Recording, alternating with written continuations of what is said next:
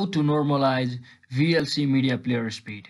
So hello guys, welcome back to my YouTube channel. In this video, I'll be talking about how you can easily normalize your VLC Media Player speed.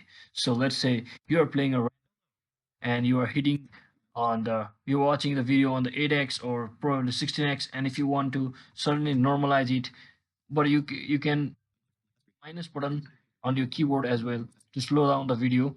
But what you can directly do instead of clicking on minus button on your keyboard is to normalize your speed at once. What you can do is simply click on your is equal to button on your keyboard. So let me just show you by doing this. Let me just show you.